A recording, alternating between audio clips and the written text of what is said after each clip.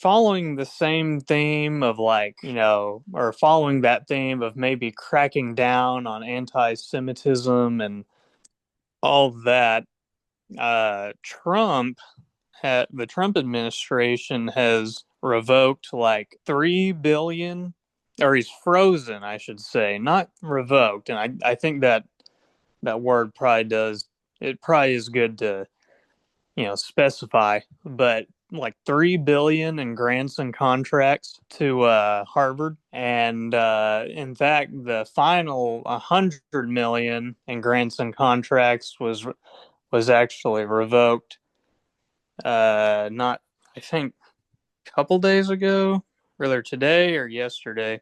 And ostensibly it's for like their like DEI policy, like they're not following the practice of like actually destroying DEI. They're trying to find loopholes. And so like that's like the ostensible reason. Also, I mean, well, part of the ostensible reason is the anti-Semitism thing. Right.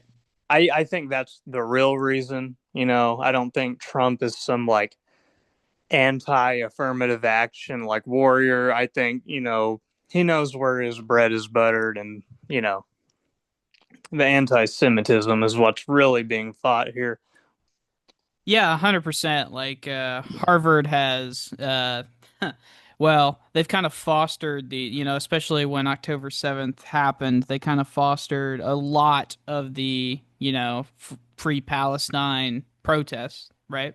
Mm-hmm. And so once Trump won, he issued a letter to Harvard, and not just Harvard, but to Columbia and Cornell and Penn and NYU, all of these major higher education universities. And he basically wrote most of them all the same letter that's based around like this idea of stopping campus anti-Semitism. And he makes a couple of different demands here, right? So he wants them to turn over a list of their foreign students to the government. Okay. For obvious reasons. He also demands that they change their race-based admissions policy because, as we all know, Harvard lost that Supreme Court case for affirmative action, right? And Mm-hmm. he also wants them to deny admissions to students, this is in the letter, quote unquote, hostile to the American values, whatever that means to the Trump administration. And they also request an audit of the political ideology of the student body and faculty. However, they're supposed to do that. And he Yeah. wants he wants quarterly updates on that through 2028. And then not only that, he wants them to change their curriculum and change their hiring practices.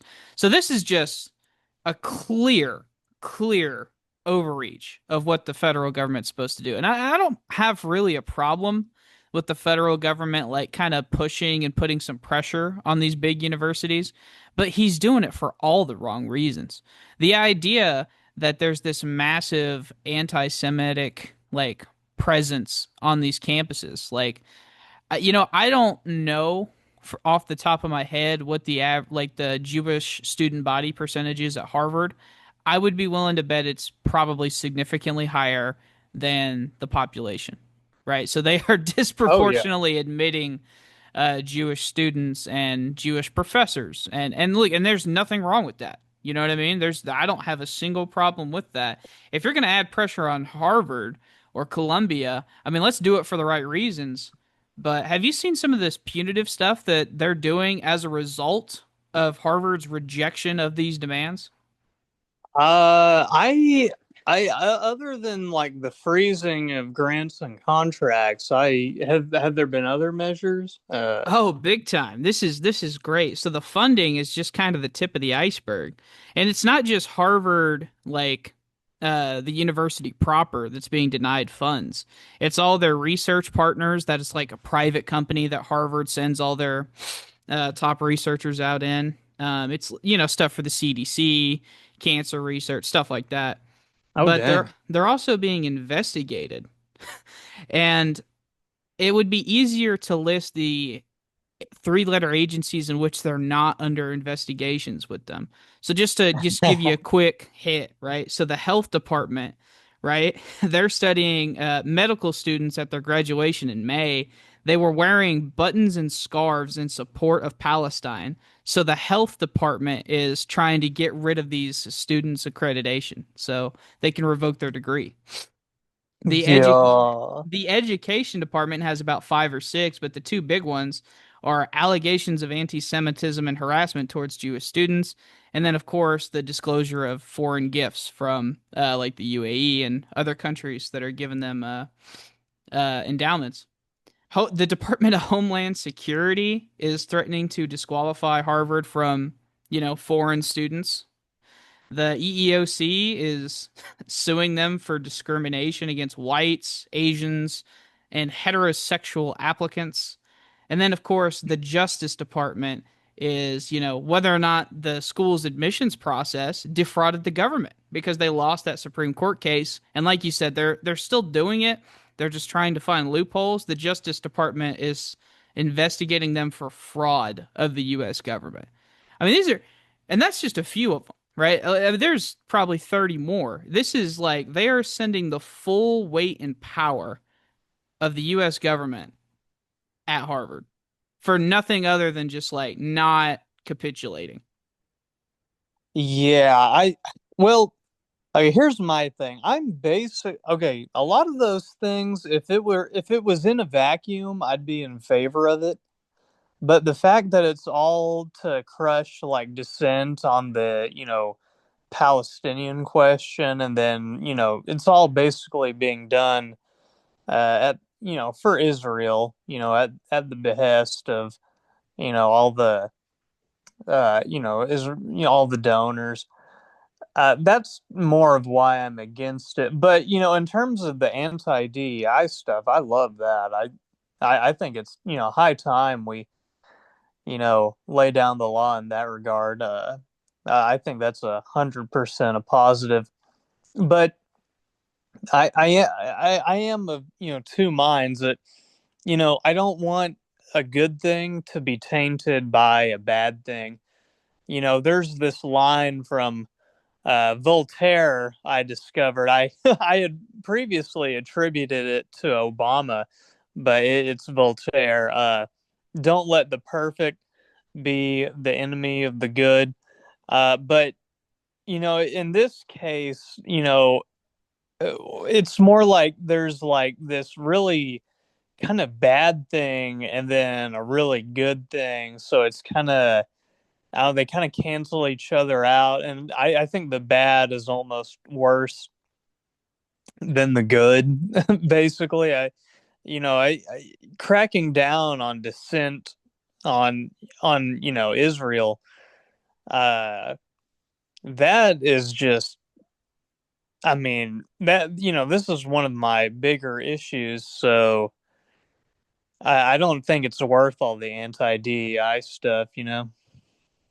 Well, see, this doesn't make any sense to me. Why? Listen, it's one of those things like you happen to agree with me that this is bad, but it's like you got there in all the wrong ways.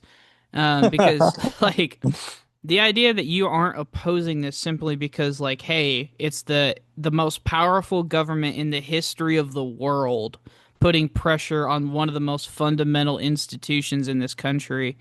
Like I don't know what to do with you. And listen, don't get me wrong.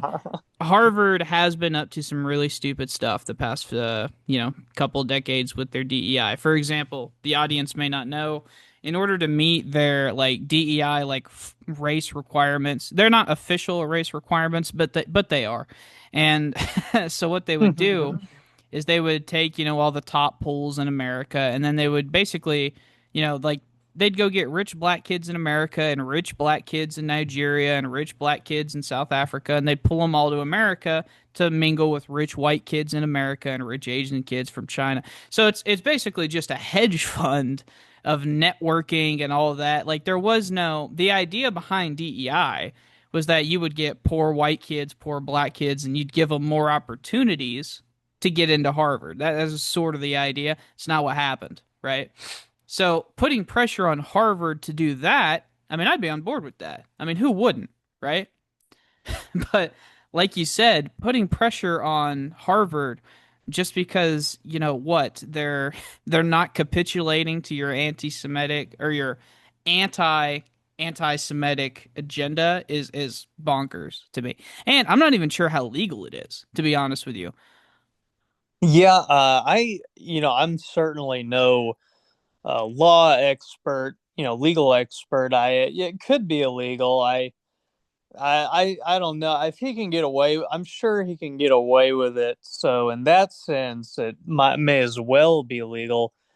My thing with Harvard is though is that to flesh out more of why I'm okay with putting pressure on them.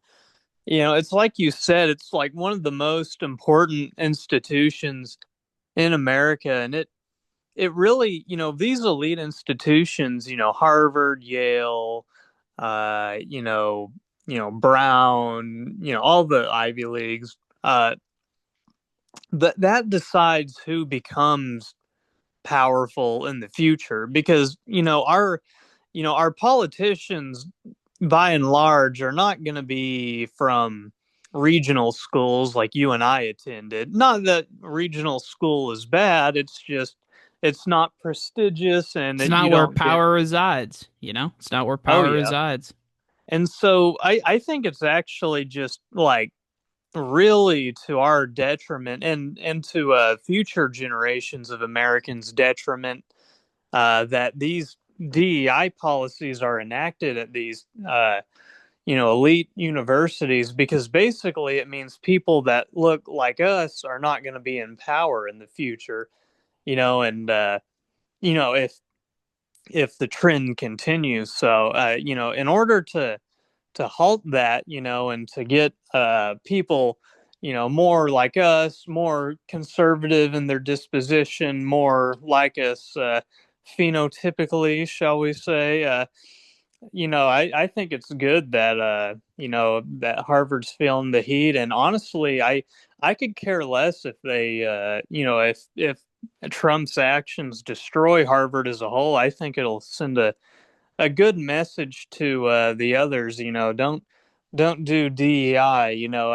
Again, like I'm conflicted because like I don't want to crush dissent on the Palestinian issue, but that there is a real positive in putting pressure on them to fix their DEI ways.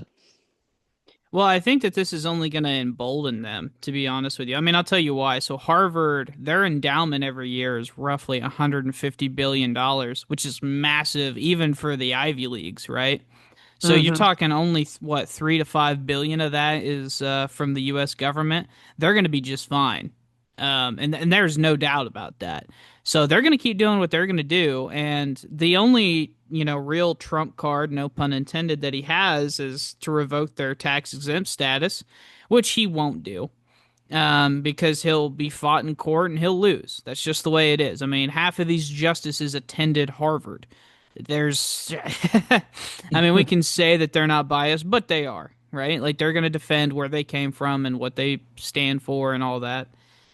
Listen, if you wanted to accomplish what you're talking about, I mean, I wouldn't have a problem with like either A, expanding, like forcing them to expand their access, otherwise they lose their tax exemption status, or you have to like so like right now, 73% of Harvard's student body is native born in the United States, right? Mm-hmm. Push that number up to 85, you know?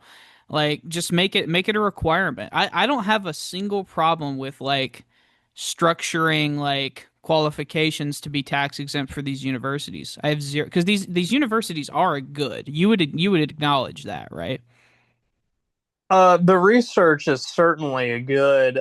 It's just that ultimately, these institutions are like the power deciders. So if we're not able to control them and put in people who think and are like us, then then ultimately they're bad. Whether they're good or not depends on who controls them. I think that that's ludicrous. I mean, so like so would you say right now they're a good? No, No, I mean That doesn't make in terms what? of research, I'll say they're good. But in terms of like who these institutions determine will be our future leaders, no, I think they're bad because I the DEI policies have been in place for so long. Right, and what has been the effect of that? That's negative to you. I mean, DEI Uh, is basically going away, wouldn't you think? it's certainly being curtailed, but they're finding creative loopholes around it, which is like the source of contention for the whole, for Trump's push. But, it's bad because they're ideologically dissimilar from myself. So, I don't understand in what ways. I mean, you're an elitist yourself, so you're gonna tell me you're what that far away from Harvard, right? Like this doesn't make any sense, right? well, they're And okay. even Yeah, it but look, listen, listen, listen, they're listen, listen. anti-white elitists. That Let's that's say, the oh Jesus, damn it. Okay, so let's just stipulate that that may be the case, right? You would not you would have to acknowledge that like it's at least a powerful force for like furthering society. So in other words, if you want America to be the best America it can be, it's going to require a strong Harvard and a strong Columbia, strong regional colleges, like stuff like that. Higher education is a must for a functioning society.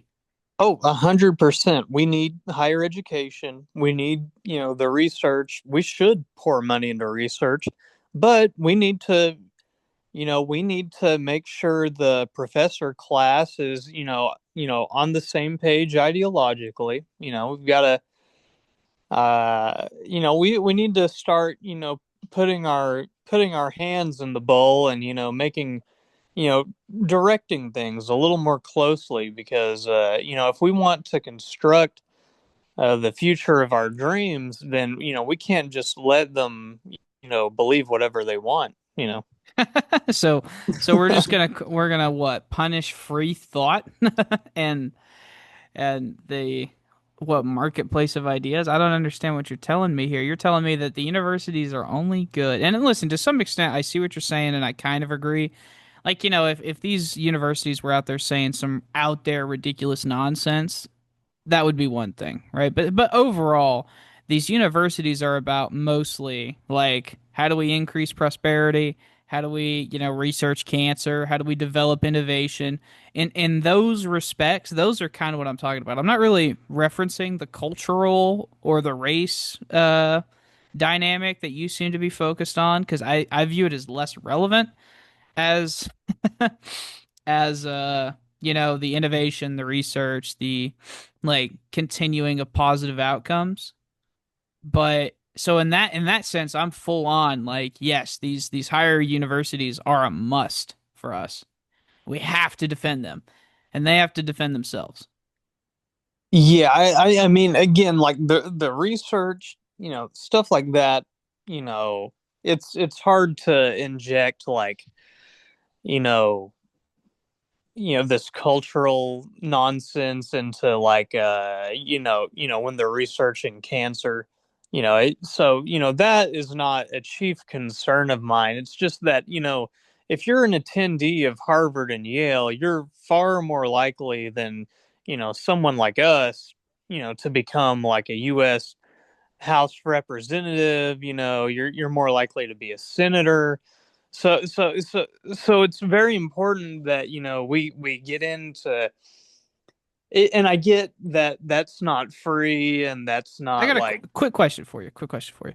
So is your concern or like one of your concerns, and this is just like a anecdote, like hypothetical. So you're worried that some dude is going to go to Harvard. He's going to be, let's just say influenced by the professors and the student body to be more inclusive, more DEI based, and then like whenever he goes into like the private industry and he becomes a manager and he becomes the CEO, whatever, he's going to have more like I guess left-wing cultural like business like culture. That's what your worry is? Absolutely, Or if he absolutely. becomes famous, he'll have more like inclusive like he'll use his podium to push more left-wing. That's your concern? Yeah, that's my fear. That is my fear. Oh, grow the fuck up. Grow the fuck. I mean, listen, you're Well, it's a allowed to have well-founded that. fear. It's a No, well-founded yeah, fear. listen, I get you, but I'm just saying maybe you're just gonna have to come up with some better ideas. That's all I'm saying, you know? I think it's a great idea to control people. Yeah, that's a great idea. Yeah, I Yeah, but you're using the stick here. You know what I mean? You're not swaying them with solid arguments and like genuine change of perspective. You're influencing them just by sheer force. Just pure well, force. well, And I'm not even saying that's always bad. I'm just saying that it's not is it even sustainable from your perspective? I don't think so. I think it's totally sustainable. I mean, just look at Not the in this issue. case, right? No, I think it is because look at the issue we discuss the most. Right. The Israel issue. I would say, for so long, and even now, the reason people are so pro-Israel is because dissent for the longest time has been, cordoned off. It hasn't been allowed. The reason people are so pro-Israel is because dissenting views haven't been allowed in the mainstream. But now, since the media has been democratized and everybody can see with their own two eyes what's really happening, people have become far less pro-Israel. So censorship, in this regard, and then using the stick, basically, You're it on the totally works. side. You're on the side of censorship here on this particular case of the stick. Well, I wouldn't call it. They're a No, hundred no, no. I'm just percent. using censorship as an example. I'm not necessarily pro censorship. What I'm saying, because I'm against the DEI policies. I'm against the DEI policies, and DEI is censorship neutral, basically. I guess.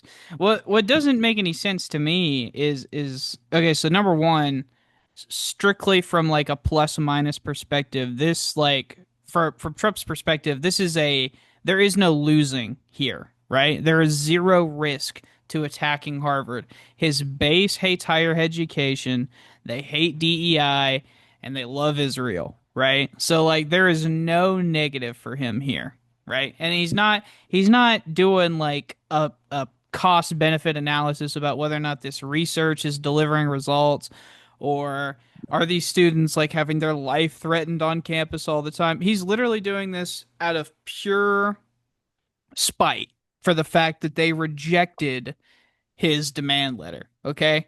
It's like you can't think that that's healthy, right? Like there's no way you think that that's a good thing. That behavior of pure like spite executive policy is a good thing. I think ultimately, if I had to rank like where it is, I would say ultimately with Trump doing it and Trump specifically because he's incompetent. Uh, I think it is overall a negative, but I'm saying all this to say that it's not a complete negative, and that there is perhaps a world, it could even be this world where it turns out to be more so a positive than a negative. But right now, I generally oppose what he's doing because he's using it to crush the Palestinian protests. But I'm just saying like there is some good to it, and if it were someone more competent and someone who was just more intelligent, a better dictator basically, then I'd be, and for who was doing it for the reasons I like, then I would be all for it. No, listen, I made it pretty clear at the start of this topic. I have zero problem with the concept of putting pressure on these universities to either, change direction or like, hey, let's fix something here or like let's make this more of a focus. I don't really have a problem with that, right? My problem is like in this specific instance, it has nothing. He's disingenuous in the fact that he's trying to attack DEI and he's trying to attack anti-Semitism, right? There's no way he gives a single fuck about either one. Okay. Well, I think he genuinely is trying to crack down on anti-Semitism. It, to him, and I believe he views it, being anti-Israel is essentially anti-Semitism to him, and that's how the people around him view it, and that's how he views it. So, I do believe that at least So in in his that own regard, way, he's attacking it. yeah, I think in his, to him, he's acting in good faith. He thinks he's really, curbing a What do you th- societal ill. what do you think he thinks is more of a sin? The fact that they're trying to loop around DEI, the fact that there is anti-Semitism on campus, or that they rejected openly his letter of demands? What do you think matters more to him of those three? Probably the personal, but I think the anti-Semitism really matters to him. He's, Jared Kushner's his son-in-law. He's mingled with Jews his whole life. I think he's a very philo-Semitic person. I think Trump is a lover of the Jews. And so I think he really does take offense when he sees anything that could be construed as, anti-Semitism. People, it's there's this like weird line that I'll see on Twitter from like leftists who are like, oh, Trump's cabinet and Trump himself are secret Nazis. I'm like, no, they're like the most philo-Semitic people perhaps in the world. So, I think Yeah, this is definitely the one of the most pro-Zionist administrations in a long time, for sure. oh yeah, more pro Zionist than I would say than any modern past president. I mean, I feel like even Bush, he had his certainly more than Obama. So Oh, without a they doubt. they definitely have their limits. With Trump, I don't think there's. I mean, even you can just see how he's viewed in Israel. He's their favorite president of all time. Yeah, yeah, and hey, I don't doubt that, right? Because he's basically given them everything that they've wanted, even stuff that they haven't asked for, right? I mean, that's what the whole Golan Heights thing was, where they were like, we didn't even ask for it, but he Yeah, said we can have yeah, it. Um, yeah. Moving the embassy to Jerusalem, that one too, yeah. that was like just huge for them. So they love the guy, and he gives them everything they want. So why wouldn't they? Yeah, yeah, I don't. You're not gonna get an argument from me there, to be honest with you. Um, I was listening to this Pete Buttigieg clip about this Harvard situation. The second thing that I think is really important is we're not talking about some clear-eyed analytical assessment of the value we're getting for contracts. I would be on board with that, right? If you're saying like, look, we're funding all this research, but we need to be more rigorous about how much of that research is actually getting results. I think that makes total sense. But of course, this isn't happening because of anything related to benefiting the American taxpayer. This is happening because of politics. And if we become the kind of country where a university is dismantled because it doesn't line up with the politics of the man who happens to be in charge of the government, we cannot possibly be the world's leading nation. And he basically says like, listen, this is not like a calculated thing. Like this is pure. He makes the same assumption basically that I do, that this is out of like pure spite. This has nothing to do with whether or not he actually gives a damn about fighting anti-Semitism or DEI. Because if that were true, then he would be attacking the other institutions. He would be attacking the other universities to the same degree, and he's just not. I mean, he's not attacking small regional colleges or like big state, universities to the degree as Harvard, because Harvard's president wrote a letter in the New York Times basically telling Trump to go fuck himself. We're not doing it. I Well, can't I yeah, can't you lay have the a argument any better than that. But I'll give you the last word. I'll give you the last word or the last well, set of you words. certainly have a point there, and I think that's certainly a big part of it. I will say one more thing. Trump is like the ultimate showman. And so when you think of elite universities, the first thing that comes to mind before Yale, before Princeton, before any other Ivy League, it's Harvard. Harvard is the premier American university. So, he knows by attacking them that that's going to garner all the attention. He loves being in the media, whether the story is good or bad. He loves it. So that's another part of it. I think there are multiple, it's a multifaceted reason, For sure. but yeah, I ultimately, I guess I agree with you that he's probably picking on them specifically because the president dared to defy him. But I do think, I guess what I was pushing back on earlier is like this conception that Trump doesn't care about anti-Semitism. I think Trump cares deeply about it. I think he really does care for the Jews. So that I guess that was my thing that I wanted to stress. Gotcha. Okay. Well, hey, listen, maybe he is genuine on it, but I don't see Trump as somebody who focuses on anything bigger than himself. So it's just hard for, and listen, maybe I'm totally wrong. I don't know the guy, right? But it's hard for me to imagine that this dude has this strong principled opinion on like defending the marginalized Jewish people. It's just super because to be of such thought would require that you can, believe in something bigger than yourself, and I literally don't know if he's capable of that. The only reason I think he does anything is either self-enrichment or self-glorification, which maybe that somehow could tie into this. Maybe there's an angle there for that. Listen, I'm just saying I see where you're coming from now. I just don't buy it.